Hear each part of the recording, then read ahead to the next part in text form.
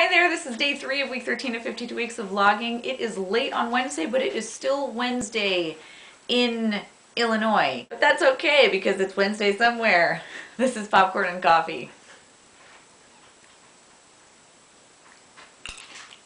Yum! Yesterday I promised we were either going to talk about Coraline or the Hunger Games, and I decided to talk about Coraline. So we'll talk about the book by Neil Gaiman first.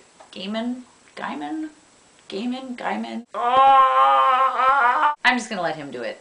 My name is Neil Gaiman. Yes! I knew it! Neil Gaiman. I read the book Coraline before I watched the movie, so let's start with the book, which is just, in typical Neil Gaiman fashion, absolutely fantastic. It is that level of dark and creepy, but not too dark and creepy that you're turned off. It has that subtle oddballness about it that's just...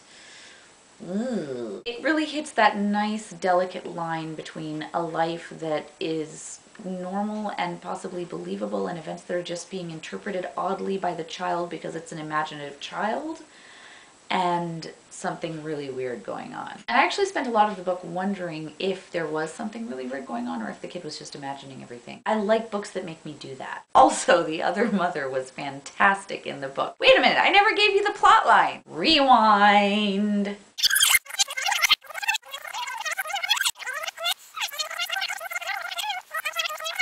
Okay, so the plot line is that a young girl named Coraline has moved into an apartment in a house, and it's kind of mysterious and weird. She has very strange neighbors who do very strange things, and there's a secret door which she discovers and unlocks, and it takes her to a secret and strange place that is very like where she is, but also very unlike where she is, and in which she finds another mother and another father, who, by the way, are way awesomer than her own parent. I really love the way this book tackles the idea of the helicopter parent. Dun dun dun! Because helicopter parents are just not healthy for anybody, and that's the kind of thing that most helicopter parents just don't actually get. It's really too bad more people don't see themselves in books, because it would be good if those parents saw themselves in this book.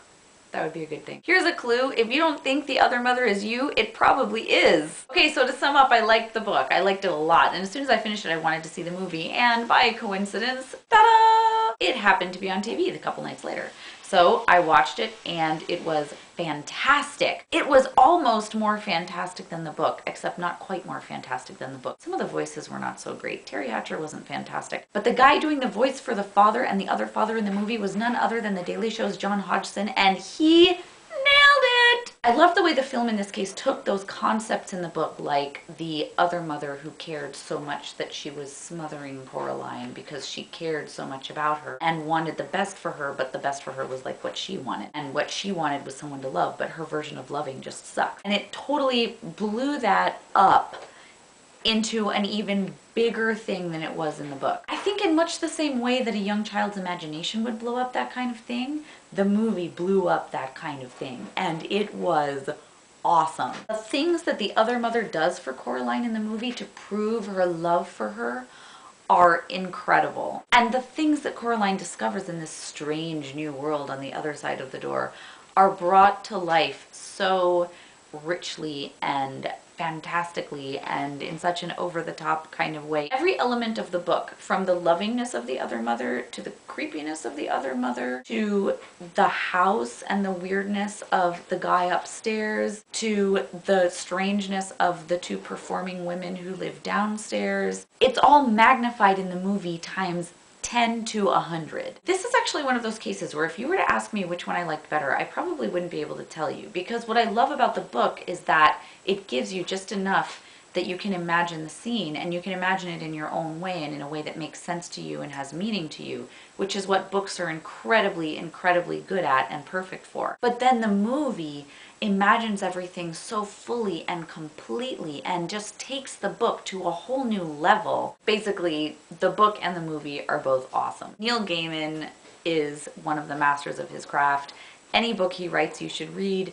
and any movie based on a book he has written you should absolutely watch. Thanks for watching Popcorn and Coffee. If you like my videos and want to see more, you can subscribe at youtube.com/user/ishtavlogs. You can also find me on Twitter and Facebook. Feel free to like and subscribe, and I'll see you tomorrow. Slurpy Wurpy.